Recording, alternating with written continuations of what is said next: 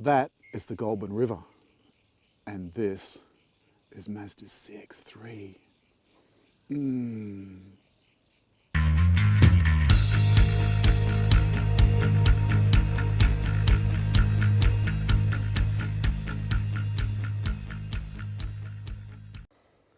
Mazda's just updated their CX-3.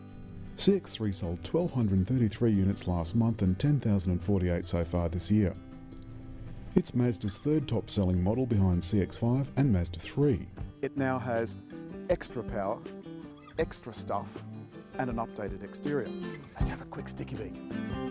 You get a new grille, and because this is the top model, it has active cruise control. The radar's behind the Mazda symbol.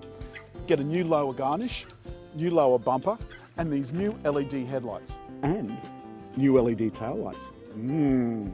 Now watch this.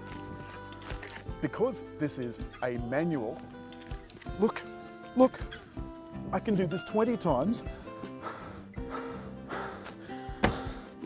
in the same amount of time an electric tailgate would take to open once. And you can fit 3/4 of a fat old journalist in the boot.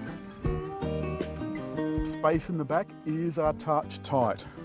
With the seat in my driving position, I can just get my hands down if I push hard. But I'd be happy to take a medium to short trip in this because it's really comfortable. The doors have this luscious fabric on them.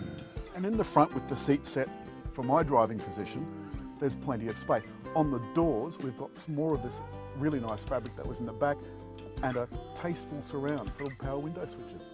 Mazda's grouped all of the controls that you use regularly down here to the right of the steering wheel, including the one that changes the view for the camera.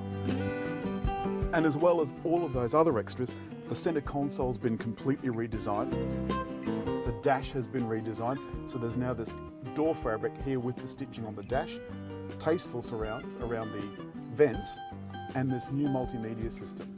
Now, with the multimedia system, Mazda says there's an Apple CarPlay upgrade coming at the end of the year. They haven't given us a price, but I think we can expect around a couple of $100, and it is a dealer-fitted thing, unfortunately.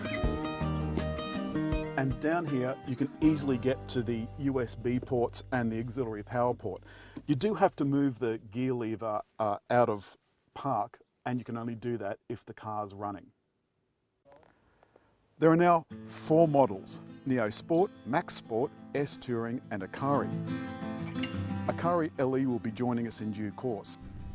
There are 8 exterior paint colours and 5 interiors to choose from. It's a veritable cornucopia of choice. There are cool features like a 360-degree camera, blind spot monitor, electric parking brake and smart radar cruise control. There are also new armrests front and back. Seating is superbly comfortable, with extra cushioning on the front seats adding to the isolation from road and engine vibration. Ride, handling and noise have all been substantially improved. CX-3 comes in either an all-wheel drive or a front-wheel drive and has either a 6-speed manual or 6-speed auto. Sales figures show that customers are drawn to petrol, front-wheel drive, automatic variants, but Managing Director of Mazda Australia, Vinesh Bindi, says it costs the company nothing to give customers a wider choice. There's 2 engines and they've both been updated. The 2-litre petrol engine has been tweaked and gets an extra 1 kilowatt and 3 newton metres over the old model, lifting figures to 111 kilowatts and 195 newton metres.